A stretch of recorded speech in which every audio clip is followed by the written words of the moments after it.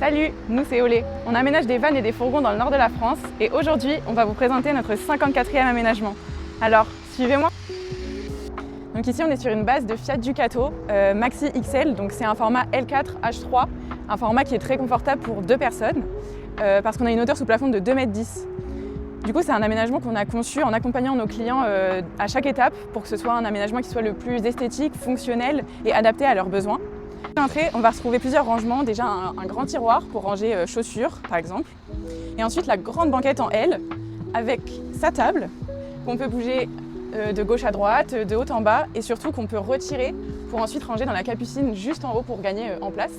On a aussi plusieurs rangements intégrés à la banquette comme ce tiroir ainsi qu'un coffre dans lequel on va retrouver le chauffage chauffe-eau Truma et un espace restant à côté. Le Truma, lui, il est contrôlé par ce panneau de contrôle afin de gérer du coup la température à l'intérieur du véhicule. Et on a ce panneau de contrôle Victron qui, lui, nous sert à observer le niveau des cuves d'eau dans le véhicule ainsi que l'état des batteries. Là, on va retrouver un interrupteur, des prises ainsi que l'interrupteur de la bande LED. On peut voir aussi la fenêtre avec un occultant et une moustiquaire. Et en haut, les meubles hauts qu'on a décidé de régler du coup sur 2 niveaux. Au vu de la grande hauteur sous plafond, ça permet d'avoir plus de rangement. Ici, on a la cloison de séparation qui mène à l'espace des sièges passagers et conducteurs. Ensuite, côté cuisine, on a déjà une grande tablette rabattable qui permet d'avoir un plan de travail supplémentaire. Puis, on a une gazinière Tedford avec 3 feux et une partie four. Un premier rangement. De ce côté, on a le frigo qui offre un litrage de 140 litres. Ici, on va retrouver un évier en inox avec une tablette encastrée sur mesure qui va permettre d'avoir un grand plan de travail pour cuisiner ces meilleurs petits plats. Et ensuite, beaucoup de rangements sous évier, des tiroirs pour placer une poubelle, un meuble à épices et d'autres rangements pour mettre les couverts, les assiettes, etc. Et en hauteur, des meubles hauts pour les verres, les bols, et voilà. Côté douche, on a déjà la porte roll-door qu'on peut fermer pour être en toute intimité dans sa douche. Ensuite, on va avoir une pomme de douche en inox, le lanterneau pour l'aération. Hop.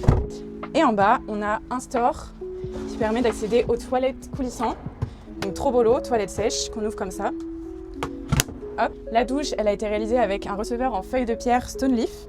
Et on a ici une petite niche à savon. Ensuite, on a une grande penderie et un petit rangement supérieur. On a un accès au lit avec une échelle télescopique qu'on vient placer comme ça pour monter beaucoup plus facilement dans le lit.